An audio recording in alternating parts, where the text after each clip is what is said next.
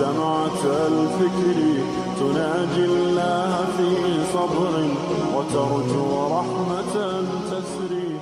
Alhamdulillah wassalatu wassalamu ala rasulillah amma ba'd.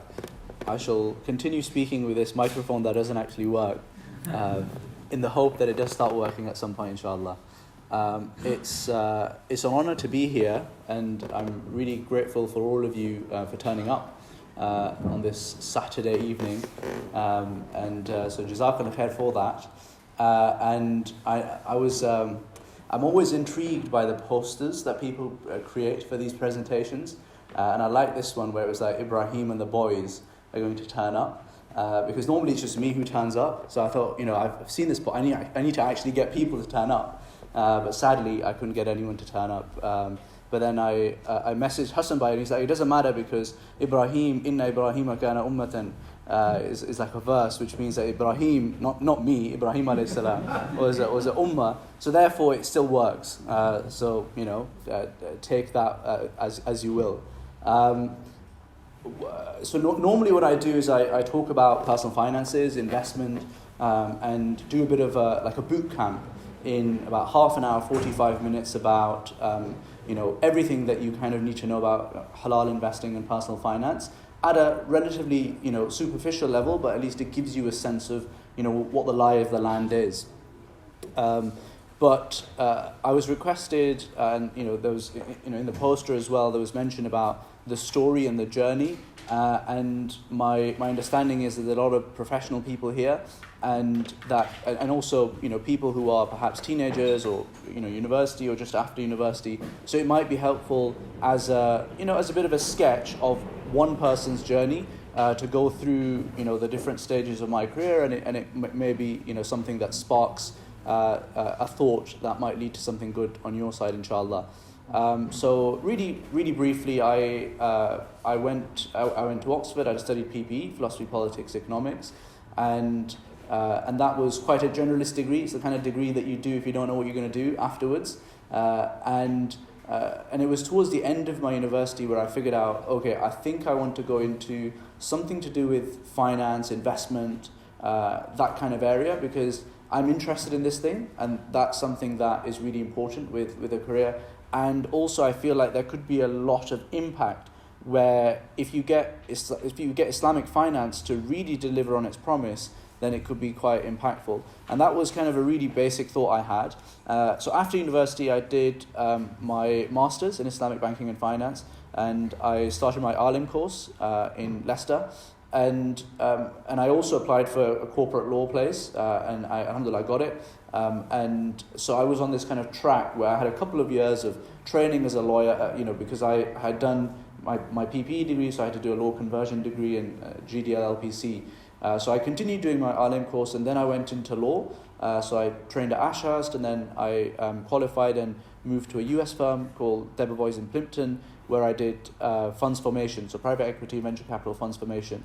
And Islamic Finance Guru started off as essentially this labor of love, this passion project around 2015, because I was doing this corporate law stuff, I was doing this Alim course, and the masters was there as well, and I was essentially taking notes for myself on, okay, how does all this academic stuff actually apply to the real world? Why is interest haram? Or, are Islamic mortgages actually just, something that are not Islamic? And, just kind of doing that analysis. And as part of that process, I was writing these simple articles for myself. And so I just put them on the internet, and Mohsin did the same thing. And alhamdulillah, people seem to find it quite useful. And we just continued doing that for the next 4 years alongside the corporate career. And we tried a few different things from an entrepreneurial perspective. We did a little bit of consultancy type stuff. To think about that and how you do that. We did some. We actually at one point set up a beard oil business called Skinsation, which I'm particularly proud of, which sold, I think it was like 5 beard oil tubs were sold, alhamdulillah. One of them I think was my family member, and then we gave up on that because we figured out, okay, actually, law is actually the better route here. But maybe we shouldn't have, because then beard oil went massive and we missed out. So who knows? I could be sat here today, selling beard oil to you guys, but it wasn't to be. And so we tried a few different things, and when it came to about 2019, me and Mohsin both said, okay, we want to, we're very lucky, and I suspect a lot of you guys are very lucky in the same regard, where we've got education. We live in the UK with a really strong social security net, and we've got a good qualification, we're educated. What's literally the worst that could happen if we, take a punt at something and it doesn't work out? You don't have very far to fall. And, my dad's a doctor, I'm not going to end up homeless. So if that's the safety net, then why are we focused on the defensive kind of mindset about, covering the kind of the downside? Really what we should be focused on is the upside. And there's relatively few Muslims who are in that lucky position, in the UK. Most Muslims, 44% of Muslims live in the 8% poorest constituencies in the UK, and they definitely don't have, that benefit, right? So we should be particularly bullish, and we should be particularly, aggressive with what we've got, and take a few risks and make something happen. And that's actually our obligation, I think. And I say that to all of us, by the way. I feel that's our obligation, because Allah subhanahu wa ta'ala, He judges you according to the cards that you've been dealt. And you could go to Jannatul Firdaus and be someone who's been poor all their life and lived in a favela somewhere, and you can still go to Jannatul Firdaus and be as rich as Abdurrahman ibn Auf. So it's about the cards that you're dealt, and people can deal with those cards badly and return a mediocre return regardless. So yeah, we went full time. We worked alongside our corporate jobs from early 2019 to I guess late 2019, and alhamdulillah, things started really clicking. There was a lot of traffic that started coming to IFG, and lots of people, partners, and various people started approaching us. And I remember there was a situation where I was on the TfL rail on the way into work, and I had my work phone and I had my personal phone, and I was on mute on two calls, and I was listening to to both of these calls on mute. And Mohsin was leading one of the calls, and a partner at work was leading one of the other calls. And it kind of like as an image, I realized that this is clearly not sustainable. And so that was the point where we jumped ship and we went full time on IFG. What we do, the idea behind it is really much bigger than us, and it's not, the mission for us is we want to help make the Muslim community wealthier, but for a very specific reason, because we feel that the revival of the Muslim community, the Ummah, has four key ingredients. There's the spiritual element, there's the political element, there's the economic element, and then there's a cultural element as well. And we're very focused on the economic aspect of it, but we're very cognizant that there's other elements to it as well.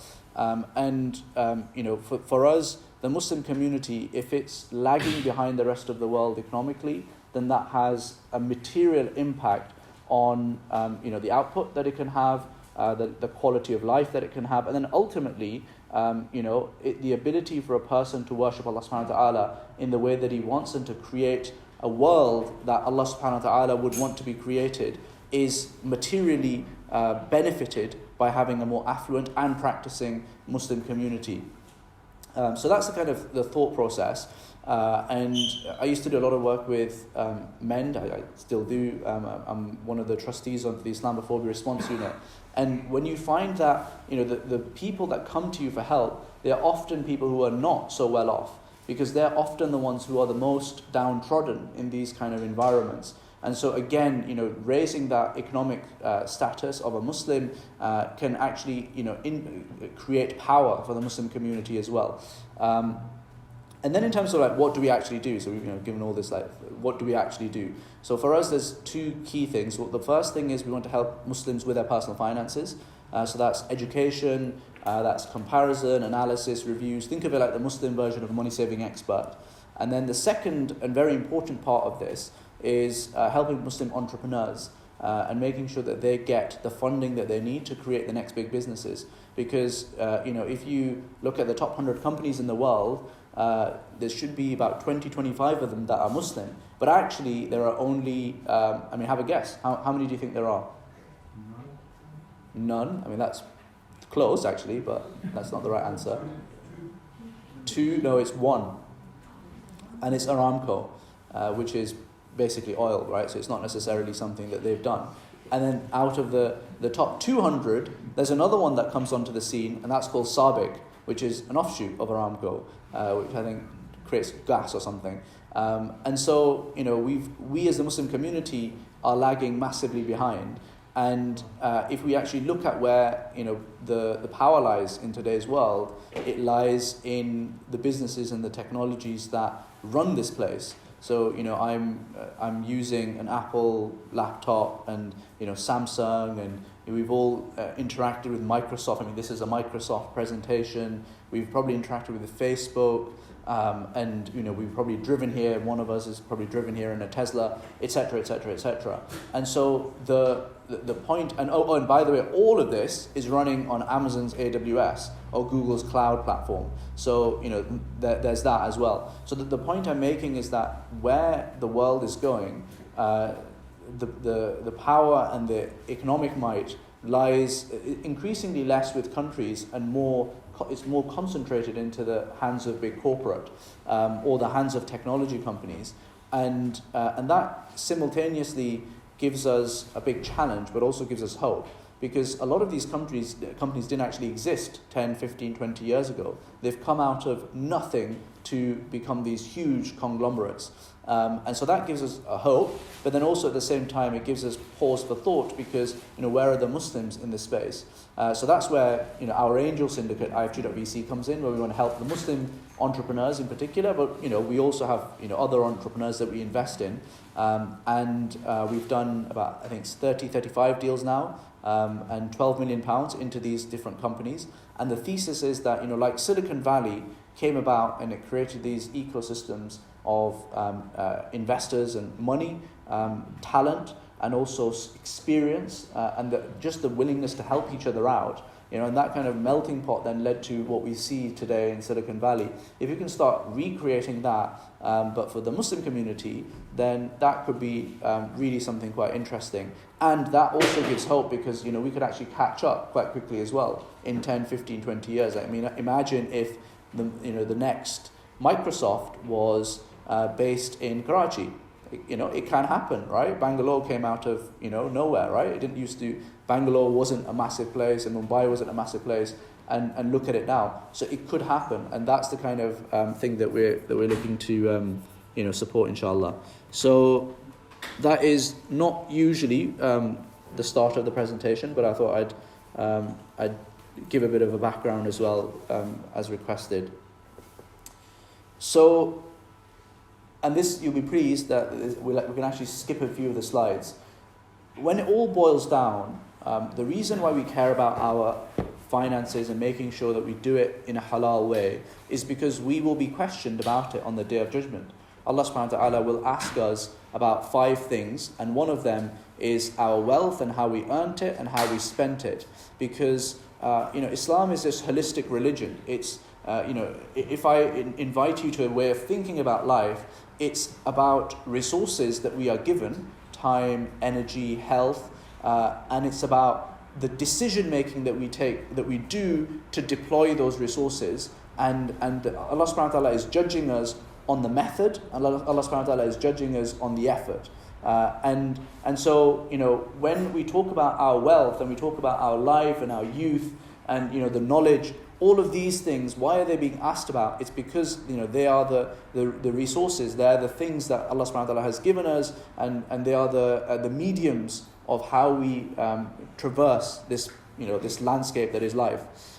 So, with wealth, we often overlook it, and it's not something that we think about as really intrinsically part of this question that we're going to be asked upon on the Day of Judgment. Allah subhanahu wa ta'ala will ask us about what we bought at Tesco, how we bought it at Tesco. It's as granular as that. And so, we need to be focused on this. So inshallah today I'll talk a little bit about personal finances, a little bit about investing. I'll touch really briefly on some of the main investment categories as well, and then I'll talk a little bit about some things to avoid. I gave all this talk about technology and it's broken.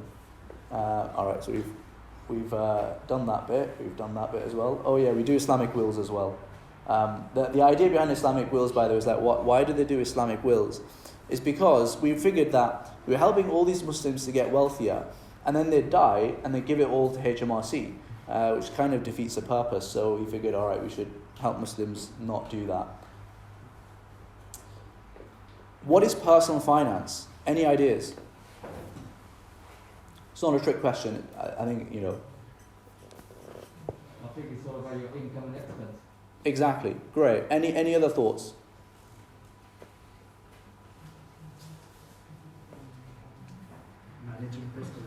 Managing personal wealth, exactly. So it's basically all your affairs that are to do with money and are specifically to do with you, personal finances. And if we crack that, if we do it well, if we do personal finance well, then it can really open up a lot of opportunity for us from a career perspective, from a time perspective, and also from a headache perspective as well. There are just certain things that we are doing consistently that if we change those around, they can materially have an impact. And to give you an example of this, some people might be worried right now about, I need to send 4 or 5 kids to university. Where am I going to get the money from? Or I'm going to have to go for student finance, and I'm not really sure about if that's halal or not. And I'm not comfortable with that whole conundrum. But if a child is born, and this is for those who have young kids, you start saving up just 25, 50, 75 pounds a month. Not necessarily massive amounts, but if you do that consistently, by the time that they're 18, for most people that means that you'll have more than paid off their university fees, and you'll probably have some for their expenses as well. So, there are very simple things that we can do which can really ease things. Or for some people might be getting married, and there might be this, there's this trend where we spend a lot on weddings. And instead of having that 50,000 wedding, just have like a 20,000 wedding. So my parents are quite extreme on this, and I think I had the most lavish wedding that we had of all the brothers and sisters. So at the moment, my second to last brother is having his wedding planned, and it's at some community centre, probably like this actually, where imagine they're just having a wedding here as well. But maybe you can have a bit more than that, 20, 25, 30,000. But that additional 20 or 30,000 that you're going to put on top to hire the Ferrari and to get the chocolate fountain, that's the one. That's the money that you could, instead of just spending it on that one day, just give it to the couple to invest in the stock market, or just put it in a property, or whatever they want to do with it. And that money, instead of creating this debt and this burden and this pressure on the family and the marriage, instead, that can actually mean that they have, if they save that up and they keep on compounding over the next 20 or so years, they will have more than enough money to send 3 or 4 of their kids to university without actually needing any student finance. Now, so instead of, you have this debt creation going on for a frivolous one-day, expense, you can actually unlock the debt from 3 or 4 lines of generations that are to come. So it's things like that I think can be really, really impactful. Really basically, there are 4 key steps. The first is make sure that you're breaking even. So your income needs to be more than your expenses, and if it's not, then that's not sustainable long term. At some point, you're going to have to, sort that out. So try and make sure that you get your income higher. So it's really simple. It's like a mathematical thing. So if that's not breaking even, what do you need to do? You need to work a side job, or you need to increase your income somehow, or you need to reduce your expenses somehow. So those are the 2 options. So, we need to figure that out. And I know it's easy to say, quite hard to do sometimes. But that's the first step. The second is make sure that you have a buffer of somewhere around the 3 to 6 month mark. Because, things happen. I don't know, like random things happen, such as, a bat in China, apparently bites someone, and then, that spreads across the world, and, people start dying because of this flu. Things happen, and you just don't know. Or, there's these alternative theories that actually it was a lab-created virus, but I won't go into that. I actually have quite a lot of sympathy for that, but there we go.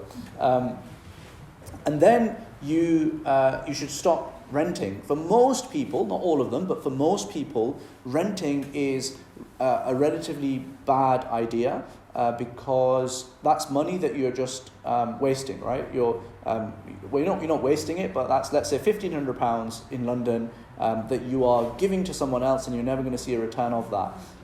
And if you run the numbers, we've got a should I buy or rent calculator on our website.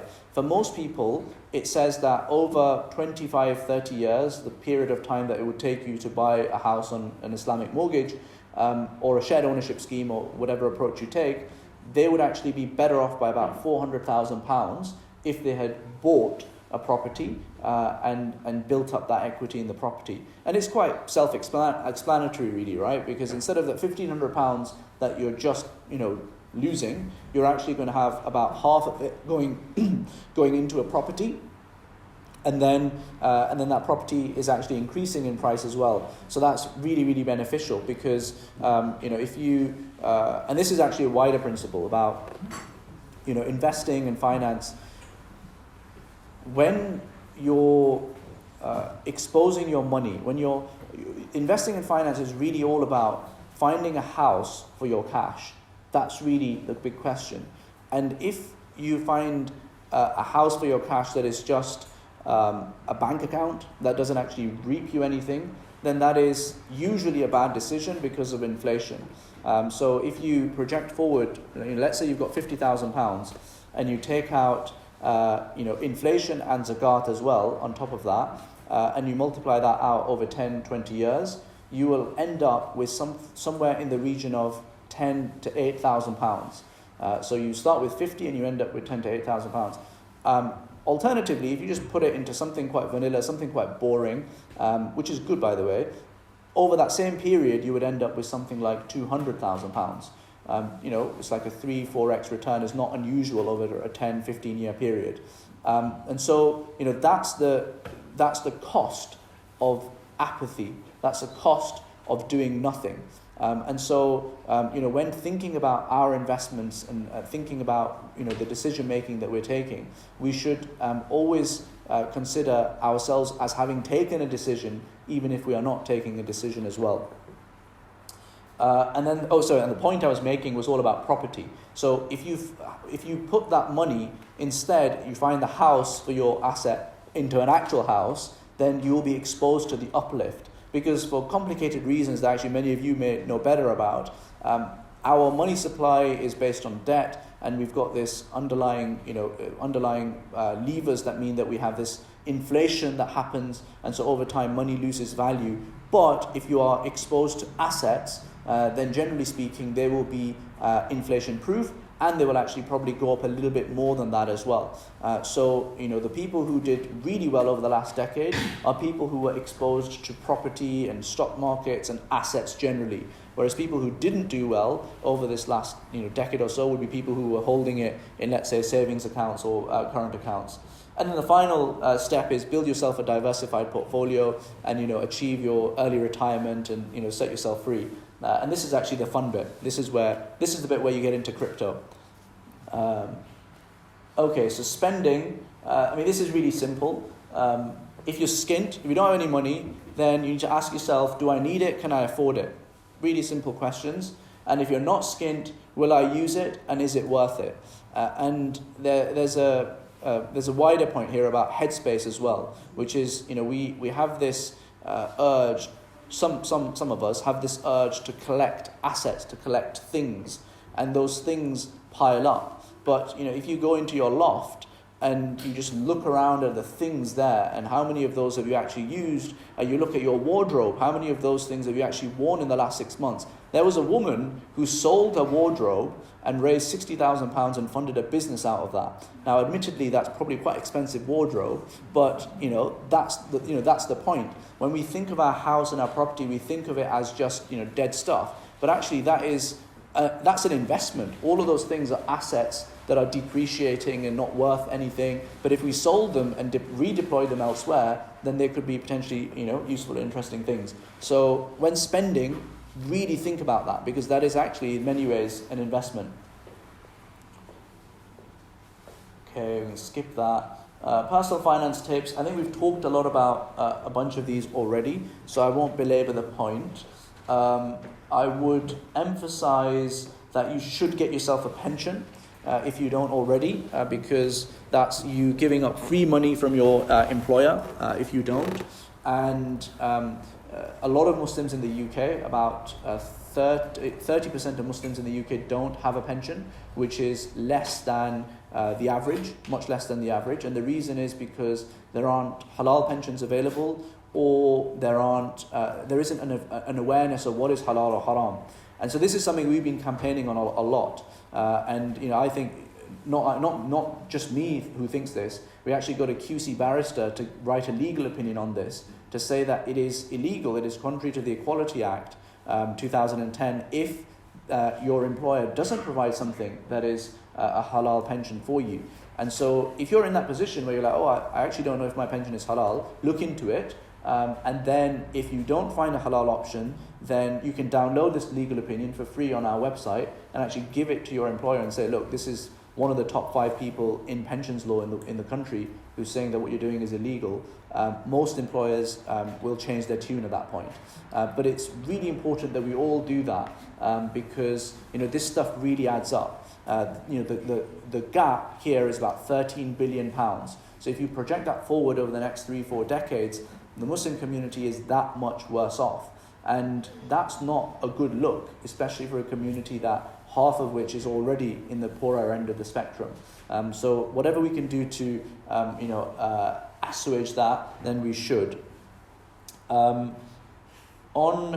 Islamic wills, you definitely should consider them. We do them. There's lots of law firms who do them. There's loads of people out there that you can consider. The reason why Islamic wills are so important is because if you don't have an Islamic will, firstly, when you die in the UK, then your assets and everything that you have and your affairs are going to be determined according to English and Welsh law, which is not the Sharia law, and that's not a good look when you're going in front of the Almighty for the first time, I would like to think. And the second reason is because all of us have, especially like for example, my dad has these random plots of land in Pakistan that no one has real track of. I'm not even sure he necessarily has full track of. My mum has some plot of land that was given to her 20 years ago and is now under litigation. So who knows what's going on there. And a will helps just document all of that stuff down. And so on average in the UK, a person dies, if they don't have a will, they're losing around £9,700 in assets, in lost assets. Assets that exist, but just don't find their way to the next, to the heirs. And then in the UK, we've got somewhere around £4 billion worth of assets that are just sat there unclaimed. So again, this kind of thing is really important to get on top of. And if you have a larger estate, so an estate above 325,000, and certainly if it's well above the million mark, then you should actively consider having a tax efficient will, and you should think about tax planning generally as well, because this is not me saying things that the government would crack down on. The government literally on its website says that you should get yourself a will, because if you're giving unnecessary tax, then that's not good. The government itself says that on their website.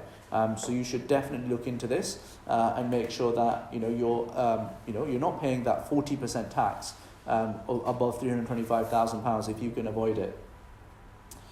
And by the way, I'm like quite when I say that, and people might think, well, is he saying avoid tax? And that's quite an elitist type of thing to say. Actually, if you look at the strategies that you can use to avoid tax or not pay tax, they're all strategies that the government has put in place to encourage investments into certain areas and certain sectors. So things like, early stage startups, things like forestry, things like, the AIM index, which is an emerging markets stock exchange. Sorry, not emerging markets, but a younger company stock exchange. Those kind of areas where the government has actually, put in place these schemes, and also entrepreneurs relief for businesses and what have you as well. Have I missed anything there? I think I might have missed something. No, I think that's all fine. Ibrahim, can I ask you a question when you get to that? We'll do questions at the end if that's all right. Yeah. Or is it specific to this or? Yeah, this is specifically about the house and the rental. Okay. You wait till the end if you want. Okay, cool. Let's wait till the end. Right, so let me whiz through these. How do you become like Waqas Buffett? The first thing you should do is you should actually invest, which we've already talked about. And then the second thing you should do is invest like the 1%. And what do the 1% invest like? They are consistent and regular, they diversify, and they have long-term time horizons. So, when we think about consistent and regular, we look at Warren Buffett, and, he could have retired at the age of 39 with 25 million, but he didn't. It kept on compounding away, and you see these big hockey stick increases towards the end of his life. And so this is the value of compounding, and this is the value of just staying in the market and staying in assets for a long period of time. One of the big mistakes that people make when they actually start investing is they are too excitable and they keep on changing things around because something has gone up and they want to bank the profit. Something's gone down and they want to kind of cut out of the loss. And they keep on making these changes, but actually, this is all often noise. And if you're not familiar with what you're doing, you're not an expert in day trading, then you're usually just making, completely random decisions, which is not necessarily a good way to ensure that you're going to make a successful investment. So, consistent and regular is good, and there's this idea of dollar cost averaging. So when the market is going up, you continue buying slowly into the same portfolio that you have, and then when the market is going down, you continue buying slowly into the same portfolio that you have. You don't particularly care what's happening in the market. And the benefit of that is sometimes, sure, you're going to buy something that's expensive, but at the same time, you're going to still, because you've got this overall strategy, you're going to buy that same stuff and it's cheap as well. So that's another way that, consistent and regular is a good thing. So the 1%, they invest in lots of different things. They invest in real estate, private equity, venture capital, arts, NFT, cars, hedge funds, all sorts of things. Whereas we typically stick with stocks, cash, and bonds, which is, this is a mainstream pie chart, but we would stick with, property or sukuk, for example. So diversification is really important. It's important for the same reason that your grandmother used to say, which is don't put all your eggs in one basket. But it's also important for another reason, which is that it opens up the possibility for you to go for more aggressive and higher growth assets, such as the private equities of the world and the venture capitals of the world, and I guess the real estate will be leveraged to some extent as well, and the hedge funds. And the reason why these guys can do that is because they've diversified it. So if you're taking a little bit more aggressive positions in certain things, but you're taking a number of them, then you spread the risk within that risky bucket as well. And so that actually means that they end up ahead of the curve overall. That's not to say, by the way, that I'm saying now go 100% risky assets and just pick 5 of them and that's all. What I'm saying is you should make room for some of the higher growth, higher risk stuff, but in a controlled way, so that it kind of overall it balances out. And then just holding on long term and having that long term mindset is usually a good thing because the stock market trends upwards. Who are the richest people in the world? This is from a presentation that I did before where they wanted to talk about entrepreneurship, and one of the key things that all of these people have in common. So Jeff Bezos, Elon Musk, the Arnault family, Gates, Zuckerberg, Warren Buffett, Larry Ellison, Larry Page, Brin, all of them are entrepreneurs and they own companies. So it's not for everyone. Entrepreneurship and institution building and doing that thing is not for everyone. and you will probably know if it's you, and if you don't, then give it a go and you'll quickly find out. But if it is you, and you happen to be good at it, then I would strongly encourage Muslims to really go for it, because we need more Muslims in this list, and there are no Muslims in this list. Or maybe what we should be doing is perhaps focusing on giving da'wah to each of these people as well. So maybe that's like the shortcut. Okay, I won't go on too long because I'm aware of the time, and I want to give some time for Q&A as well. You've got three big buckets when it comes to investment. You've got stocks and shares, the public markets. You've got fixed income, which is things like rent or sukuk, which give you a fixed return. In the mainstream, non-Muslim world, you've got bonds, which give you interest. And then you've got alternative assets. So these are things that are a bit more high risk, high reward. So things like cryptocurrency, early stage investing in startups. It could be investing in forestry funds. It could be all sorts of things of that ilk. And a good way of thinking about it is, how are you dividing it all up? This depends on where you are in your life and your personal appetite for risk, and how liquid you want your investments to be. And these are all things that you should think about, and they're not really things we can effectively address here today, and they're very personal questions as well, so you need to think about it yourself. But a way of thinking about it would be the classic football formation, which is 4-4-2 or 40-40-20. So stocks and shares, as a starting position, you might think, okay, about 40% in there, fixed income about 40% in there, and then 20% in alternatives. You can season to taste, as they say. So if you want to be a bit more cautious, you might want to increase the fixed income stuff and be a lot more property oriented. And your classic desi uncle would very much be in that category. More power to them if they do well at it. And then you've got the more alternative, the young crypto mad kind of guy who's gone a lot more aggressive into crypto, and it's like 50% of his portfolio, and he might have a rude awakening some point in 2022, who knows.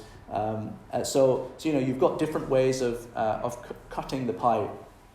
And we can talk about, if there's any specific questions about what goes into each of these buckets, we can talk about that. But we do have a comparison engine on our website. We're actually very shortly launching a new platform called IFG Wealth, where you can compare these very granularly against each other, and then you'll be able to see the reviews of what other people have found there to be on there as well, etc., etc.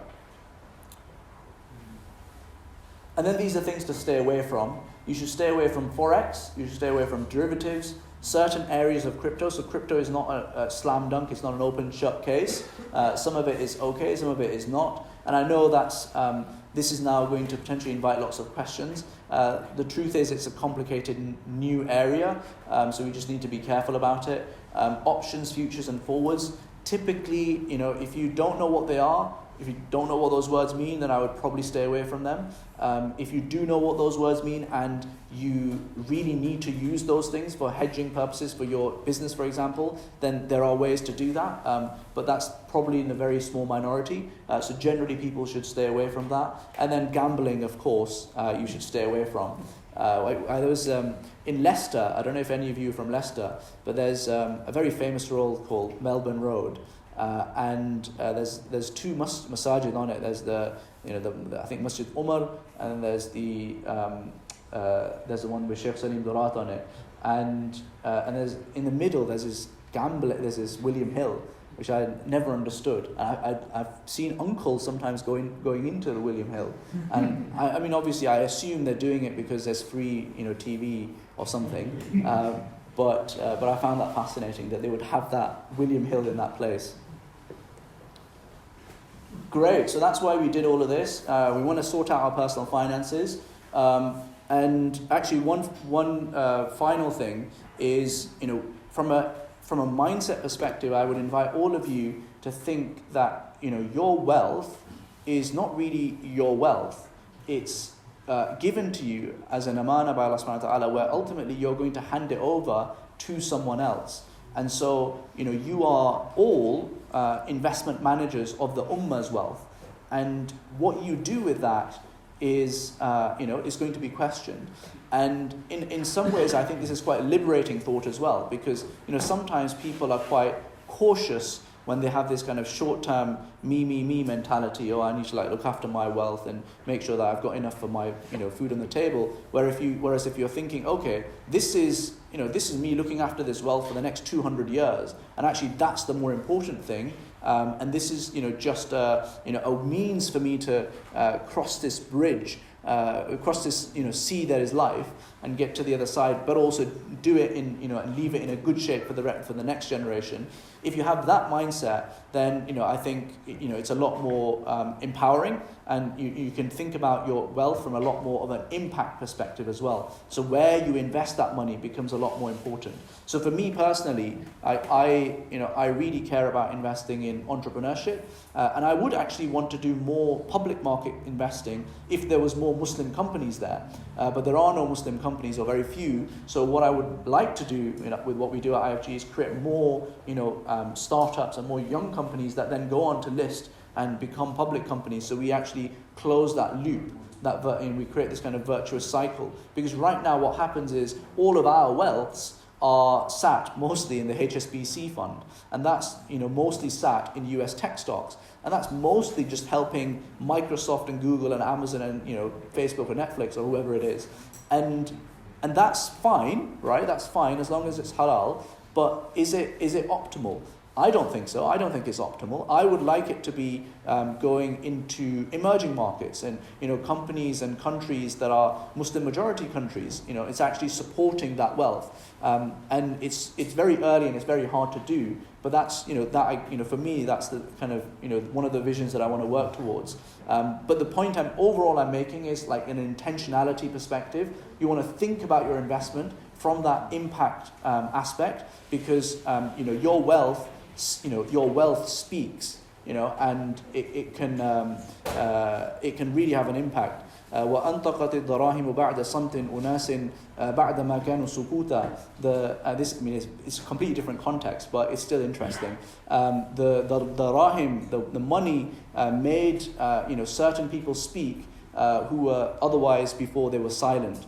And this is talking about people who became wealthy and then they kind of became too big for their boots. But the point is quite analogous, where wealth has a power, and wealth has the ability to influence things, and we should take that up. I appreciate that's been a lot of information chucked at you. If you go on the website IslamicFinanceGuru.com and you subscribe, then we have this crash course where we break this down in a lot more bite-sized chunks. So you can get that, and you can kind of look at it in a more of a leisurely way. We also do have these Telegram groups, which you can check out. There's links on the website, so you can jump on that as well. And if you've got any questions, we've got a fatwa forum where there's 2 muftis on it who can answer your questions as well. And with that, I shall conclude. And any questions? Yeah, I've got a question. Thank you very much for your speech. Why are we so behind? Can you just stand up and say Dr. Moss? Thank you. Why are we so behind on the neo-banking, halal neo-banking? When you say that, do you mean that just for the UK or? I suppose UK, because I haven't researched it worldwide. Yeah. I think if we want better management of our cash, yeah, we need to start with the source where we keep our money.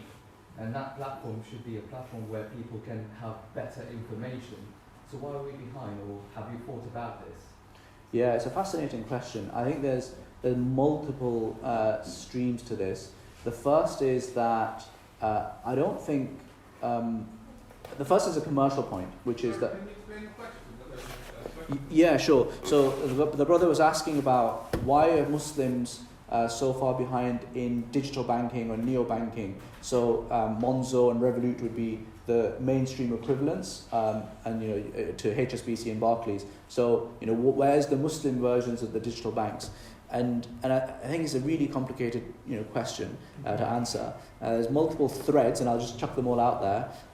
The first is that the Muslim community is small in the UK, so from a commercial perspective, it perhaps isn't as appealing a pie. Having said that, I think the technology has evolved rapidly over the last 5-10 years, which means that actually spinning up a digital bank is very easy. Like you and I could do this in about 2-3 months, very quickly, and so people have. So there's about 5 or 10 of these digital banks out there now. So people like Rizq, My Ahmed, Insha, Kestrel, Nia, Money Mint. I think there's an Iman. There's loads of them out there, and of course, that's far too many for the service of the small Muslim community in the UK. So I suspect there'll be some kind of aggregation at some point. So I think the first point is a commercial point. The second point is thinking about the assumption: is it true that we definitely need an Islamic bank and specifically digital banks in order to shift the holding of the wealth from the mainstream to our own hands? And I don't know is the answer to that.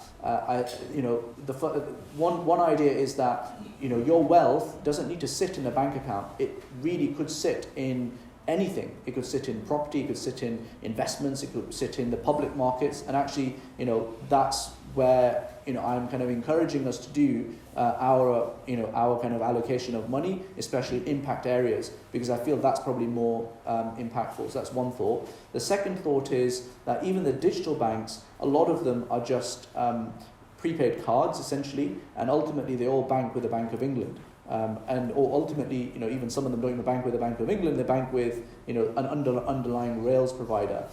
So, does it actually achieve the objective that we're trying to achieve? Possibly not. But having said all of that, I actually do think there's real value to the digital banks, cracking on and doing their thing and getting a banking license, so they can actually, take deposits and, give out loans, but obviously Sharia compliant loans, because that then, enables us to do lots of things.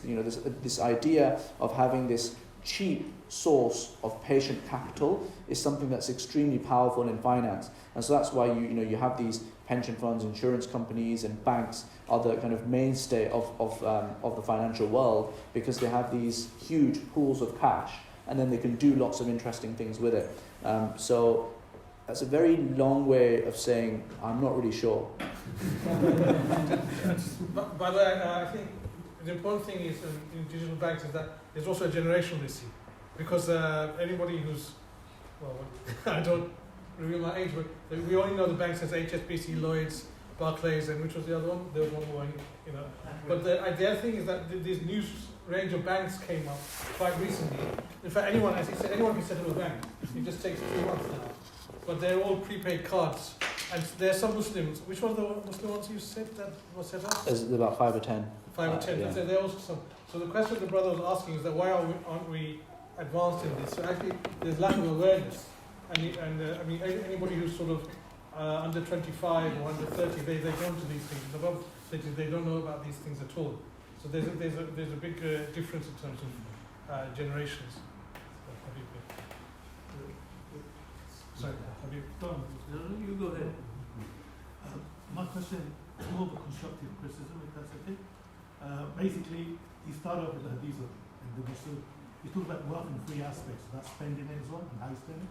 You talk about also about Muslim community as a whole getting richer. You show the timeline where it ends with Islamic will. You talk about the rich people, how they got rich in terms of aggressive, but you forgot to mention the philanthropy. Yeah, you're absolutely right. And I think the issue is that we, in a timeline, fail to mention what the. And I think that's the aspect which I just want to highlight, because you mentioned everything else, but you fail to mention, obviously, as a person gets to that position, the idea of the Muslim community, Ummah gave away, and we know that from Islamic history, and we know that from how, the most current example which people usually talk about Osman and the wealth and the value of its assets currently. But I think we fail to mention Waqf. And I think that Waqf, and especially these rich people, are getting richer because they all talk about, if you read their autobiography, they all talk about philanthropy. They're actually rich because they're their philanthropy as well. Yeah. And I think the philanthropy is actually an Islamic principle. Yeah. And I think we talk about money, we talk about how to get richer. We forget that the whole idea, in the end, you also talk about we are not owners of our wealth, we are managers. And the whole idea of aspect of management is Waqf. And I would just say, my constructive criticism is you can add Waqf in there, in the timeline, and actually mention that as part of the thing. Because I think, from what I understand, a lot of companies are now looking, and I think there are a lot of solicitors, lawyers, and a lot of people like yourself who created IFG, also looking at developing Wakaf in the UK. And I think it's in the early stages, but I think that needs to be inbred, that it's not about just creating wealth and then passing on to your children. The whole purpose is to make the Muslims as a community richer. Yeah. And the only way we're going to do that is by incorporating the Wakaf aspect into it as well. Brilliant. I think it's a very justified criticism, and I will add that slide in. I actually completely agree with what you're saying. So my thesis is that going back to this kind of high level thesis about you've got assets and how you deploy them, and you've got this kind of your judgment is about the decisions you make in how you deploy. I genuinely think that charity and investment is two sides of the same coin, and we're required to do both things, in Islam. And what we do with our charity, I feel like we don't think about it with any level of deep thought, and we really should do. And I agree with you. This concept of having sustainable charity, this concept of having awqaf, and this concept of having the support of the charity's operational kind of overheads and all of that stuff, I think is absolutely critical, because right now what we have in the charity sector, and I know there's actually people who know much more about the charity sector in the room, but I'll say it anyway, is that we are in this kind of hamster wheel where we're running to raise the money, and it's kind of who can make the biggest sob story, and then get the emotions going, and then you kind of get the money, and the whole thing kind of repeats itself again. But because you then have to deploy the money into those areas that can give you the most sob stories to then raise more money later on. But that's fine, but is that optimal? If you just kind of take the emotion out of it, is that where the money should be going for the Muslim community to progress as a whole? Are we emphasizing the short term over the long term? And I think the answer to all of that is yes. So that's something that we should think about. And actually, there is a link with Islamic wills. So we do a lot of work with charities on Islamic wills, and alhamdulillah, over the last year, it's just been 1 year where this legacy giving concept has kicked in. We've raised £15 million through wills for for Muslim charities, and that's going to kick in. That's not money right now, but it's going to kick in 5, 10, 15 years time. And if Muslim charities are focused on this, which they are now, that then really mounts up, and it means that they are then freed up to actually do the good work that they should be doing without that kind of constant hamster wheel. So yeah, appreciate that comment. Sorry if I can put in my 2 pence. So actually, if I just repeat what Brother Habib was saying, is that what about philanthropy? Yeah, Usman was a beautiful example of Usman Radhan, that his the Saudi central bank still has an account in his name because of the sadaqah that he gave at that time. Yes. So and I think what Ibrahim has said is very important. That actually what we need to do is try and institutionalize this. Having said that, we've got National Zakat Foundation founder here, so I'm just showing off about the crowd. And also Rafiq here, he's got his charity Wafa. So there's some sort of institutionalization going on, but I think that needs to really improve. And the thing about wills is so important, because recently we had a brother who passed away, and when he passed away, I think it's nearly £300,000 went to HMRC, because he didn't sort out his things before he passed away, And that £300,000 could have gone into charity, if they had sorted that thing out. So, yes. And I think it was the brother's brother. Okay, thank you, Ibrahim. That was a very good talk, and nice gathering here. One thing I wanted to ask you was very simple. How much do you charge for your advice? It's a good question. So. Yeah. The question was that how much do you charge? Is the mic on? Oh yeah. So the question was how much do I charge for this advice? So it's a simple question, it has a complicated answer. So like the way we make money at IFG, we've got our wills, we've got IFG.VC, which is an angel syndicate. So if you invest in that, then we take an admin fee, and that's kind of how it works. and then on the mainstream kind of comparison side of things, where you've got comparison analysis reviews going on, we get some people to pay for sponsored videos, and they might sponsor the podcast. So think of it like a newspaper type model there as well. So that's kind of how we do it. In terms of the next question is, because on the wills and the IFG.VC side of things is pretty clear cut. The next question is, how do we think about the conflicts when it comes to the sponsorship side of things? So the first thing is the other stuff is actually more important for us, from a commercial perspective. But then secondly, because we work with everyone, we don't particularly care who we point it to from a commercial perspective, as long as we are working with everyone, which we do because that's our whole business model. And taking a step back from this, I would sincerely hope that IFG becomes a really successful big company, that inshallah does really well across the world, and I do that because, again, it goes back to this idea of this is not really my wealth. This is wealth that I'm deploying and constructing and shaping into a form that I will then eventually leave behind.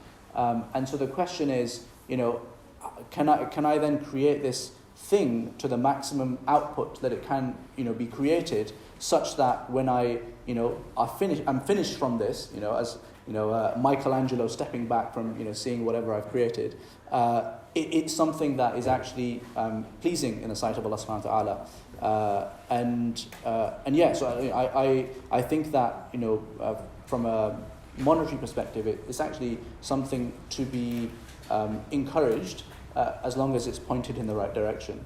And if it's not, then point me in the right direction.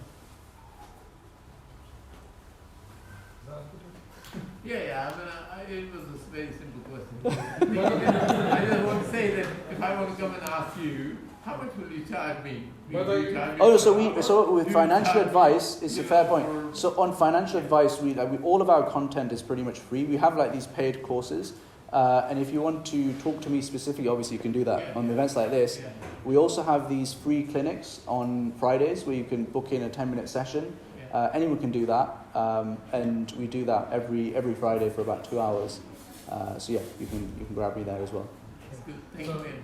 By the way, he's doing this free. He hasn't sent me I an know, invoice yet. I know We're going to try and get something else. I know he's doing it for free, but I'm just trying. Just say it louder for this. Assalam. Thank you for the presentation, very interesting. You touched on crypto slightly. You mentioned about 50 currencies, so 50 kind of tokens and 50 kind of crypto on your side. How have you vetted them, and what kind of methods have you used? And one of the other items you mentioned that there's certain cryptos to stay away from. Sorry, certain is the last bit I didn't catch. Certain cryptos to stay away from. Okay. Yeah, so with the website, what we did, this started off early last year when we were getting a huge number of queries around, what cryptos are halal or haram, and, how do we approach this and that sort of thing. And so what we did was we initially, I initially sat down and just started looking at these cryptocurrencies because I was personally interested in investing in it, and there wasn't really any, there still isn't really any, strong scholarly consensus or, these are the halal lists of cryptocurrencies. And so we labeled at the top of that this is, just our personal views, obviously, coming from an educated perspective when it comes to, Islam and crypto to some extent. But it's not a fatwa, and, this is our thoughts on it, and, these are our conclusions on it. We then, over the last few months, also got Mufti Bilal Umarji to review it as well. And so there was a few tweaks that were made. And so yeah, that's currently up at the moment. And inshallah, we want to add more to it as we go along. In terms of the cryptocurrencies to stay away from, there's a bunch on the website that say that they're impermissible, but things that are obviously linked to interest-based DeFi, decentralized finance, would be problematic.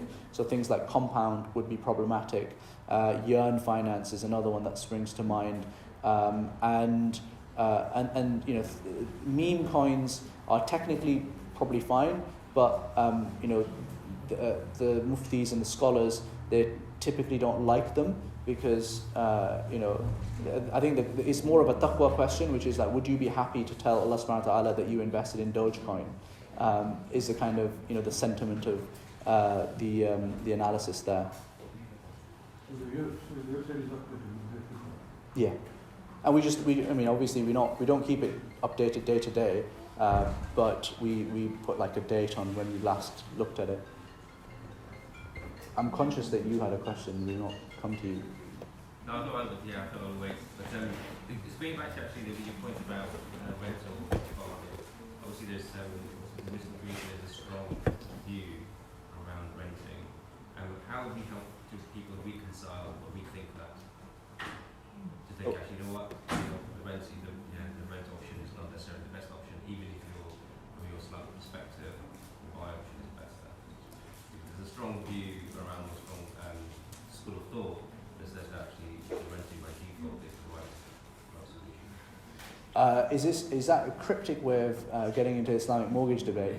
No, I think it's quite a valid question. There are lots of brothers, even in our community here, lots of brothers here, and generally they say that, you know, we don't know what this Islamic mortgage is, we don't want to, and they say, let's just live on rent, that's fine with us. So I think that is the very question. I see. Yeah, sure. So, look, there's a few different groups of thought here. There's a group of thought that says, you know, you should rent, and that's better than going for an Islamic mortgage, it's better than going for a conventional mortgage, and, you know, that's that. Then there's the group that says Islamic mortgages are okay. Then there's the group that says, you know, you should, Islamic mortgages are the same as conventional mortgages, and therefore it's all the kind of same thing. And because of necessity and, you know, darura, we can go for at least one conventional mortgage and buy yourself a house. A lot of respectable scholars are of the view that Islamic mortgages are fine, and there are some very respectable scholars that are of the view that one conventional mortgage is fine as well. And then there are some very respectable scholars who say rent or shared ownership schemes are, you know, the right things to do. So, you know, I appreciate that it's difficult at this point with so much noise to kind of navigate that. My personal perspective on it is, I went through the entire Ar-Rayyan contract book, and we went with Ar-Rayyan for one of our houses, my dad's house, and then I went with Gatehouse, so I got their contracts as well. So I looked through all of them as well. We've shared the this very, very long article on both of them on the website. So if you want to have a nice afternoon read at some point, then you should check those out. And my conclusions were, for what it's worth, that's my position, that Islamic mortgages, whilst perhaps not perfect, and perhaps 10, 15 years down the line, are probably ripe for some further tweaks and pointing things in slightly different directions, are permissible, and conventional mortgages, to my mind, are never really permissible, because I don't think that renting is such a hardship in most cases where it means that you would actually then say, all right, one conventional mortgage is fine, especially when there now exist things like shared ownership schemes. And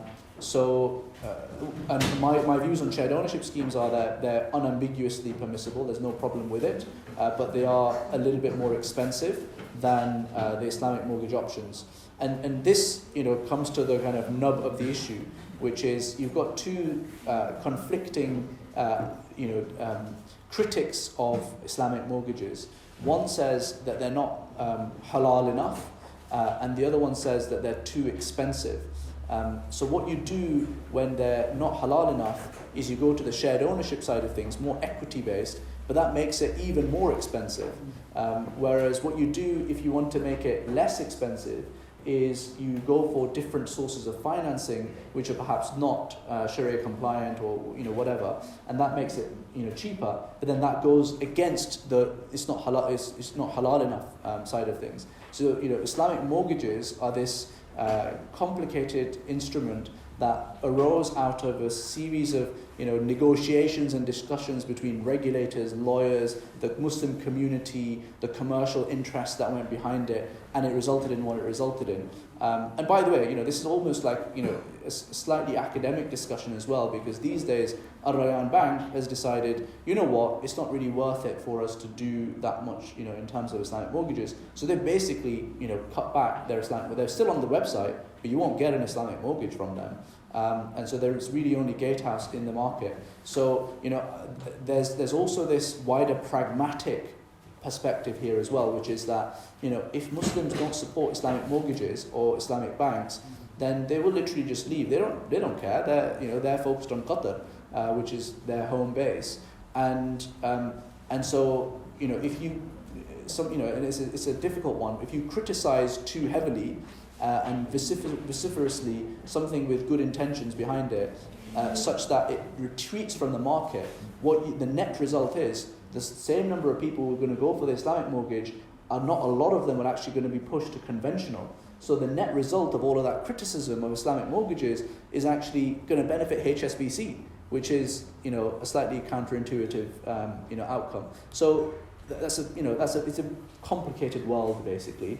My view is this, and I've given my thoughts on why it is on the website. And each of these three views have very reputable scholars behind it, and some of them are, I think, my teachers. So go knock yourself out. I thought there's a lot of questions, but we just have to be pragmatic about time as well.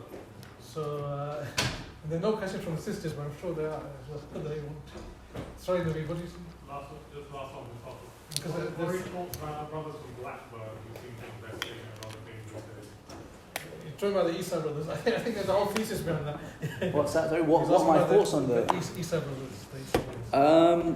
Well, without commenting on specific people, I think the transaction that took place where Eurogarages bought out Asda, and they then subsequently bought out a whole lot of additional petrol stations as well. That's based on conventional finance. It's junk bonds that have financed that, and that's obviously problematic. And I would have thought that where they are in their life as senior business people dealing in these multi-billion-pound transactions, they would probably have had the leverage to have structured that in an Islamic way quite easily. So my kind of humble thoughts looking on from the outside would be that that is not how I would have done it. I think I don't know what the internal kind of machinations are there, and once you go down a certain path where you're leveraging up, and then you have private equity interests coming in, it's not as clear cut as just saying that's haram. What you did was you messed up. I don't think that would be fair to just do it that bluntly, but it's not halal. What happened was not halal. Last question from our teacher. Quickly, question if you don't mind. First one is, as you are called the Islamic Finance Guru, in simple words, if someone, for example, has some money, can he come to you and say, look, I have this amount of money, I want to invest it for me? Is this something, this kind of thing, do you offer this kind of service? Yeah. And if so, how much do you charge for this kind of service? This is the first question. Second question, you said the Islamic mortgage is not really 100% Islamic. From what I read and looked at it and studied it, it's not really Islamic, though it has that name Islamic. So for example, these Islamic banks, they say they don't own the property, for example, or they have a double contract in one contract, for example. So if you go by the hadith of Rasulullah sallallahu alaihi wasallam, in which he said, "Al-halal bayn wal-haram bayn wa bayn shubuhat, man ittaqa shubuhat ittaqa an-nar." In the meaning of the hadith, yeah, halal is clear and haram is clear, and between this grey area, whoever stays away from grey area stays away from Jahannam. Yes. So it shouldn't be really say it's okay. It's not 100% Islamic, but it's okay. It shouldn't be this way. So either it's halal or not halal. This is the second question. That's the second question. And the last one that I made is the brother said how much do you charge in terms of because your answer was not very clear. I didn't understand the answer. Though you said it's complicated. The question is simple. Sure. Complicated. I'll give you a simple answer, right? Yeah. So on the first one, The three questions Brother Salim was asked is that if someone has money, can they come to Islamic Finance Guru and they invest it for him? Second is that is Islamic mortgage, is it halal or is it halal? What is the situation? And the third question is that can you tell us clearly how much you charge? So the first thing is, so I'm not, even though I've got the qualifications, I'm not a financial advisor. That's not the business model that we operate. We give out all of that information for free, pretty much. And the idea is like, if you go on Money Saving Expert or Compare the Market or whatever, and you go onto the website and you compare whichever one you want to go for, and you click through, Compare the Market will get some kind of commission per basis of clicks or whatever. So that's how some of the revenue comes to IFG. Then we also sell Islamic wills, and we also run a syndicate where if you invest in that, we would take an admin fee for that as well. So that's kind of how it works. Just want to add, the syndicate they have is a private equity syndicate, so especially for young businesses, Muslim business owners have done very well. So you invest there if it's not very much money, but they charge a bit of a fee, but you get the return. That's the idea, isn't it? Yeah, exactly. It's on their website. And then to answer the first question, if you come to the website, we don't take that money from you and say we're going to manage it for you. What we do is we say, okay, there's 2 or 3 key buckets that you need to put your money in with someone. These are the experts in this area. These are the 3 choices. Off you go. In fixed income, these are the 3 choices, 4 choices. You can compare, click here, and off you go. And then in alternative assets, these are the few choices here as well. And by the way, IFG.vc, one of our own things is in here as well, and there's others as well that you can consider. So that's kind of how we try and help. On the Islamic mortgage side of things, it's obviously it's complicated, right? And there's lots of arguments back and forth. You only specify, you narrow it down only to diminish which sort of mortgages. You talk about Ali, United Bank, Kuwait, or Maria, they all diminish which sort of mortgages. Yeah. There are other companies that do use Islamic mortgages where the risk share is greater, and when I have been better with Islam, I those who sort of say they're not Islamic. Because you don't mention those, or you don't actually refer to those. Which ones, for example? For example, private finance. We do. I'm just saying, but when you're talking about it, you're talking about, when you're giving your opinions, you're giving your opinions basically on mortgages that are basically definition, which is not. Yeah. Those opinions don't apply to the others. No, so yeah. Because we have a short time, I was wondering, maybe Salim and Brother Habib, you can talk directly to Ibrahim afterwards, is that all right? Sure. Is that okay? Sorry about that, yeah? It's just there's some people actually starting to leave. Or do you want to just wrap up on Salim's 2 points quickly, yeah? Yeah, I mean, I don't think we will be able to get to a conclusion on it. Right. The mortgage point, right?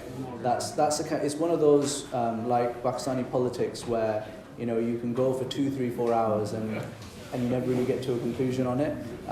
Though ultimately, from a decision-making perspective, the way I think about it is, there are certain difficult topics like this in Islam and life. And what you do is you say, I'm going to give myself X amount of time in which to consider the options, talk to scholars that I trust, and then after that do istikhara, and then make a decision. And may Allah subhanahu wa ta'ala put barakah in it. On that point of istikhara, I think I'll have to call it a day. تناجي الله في صبر وترجو رحمة تسري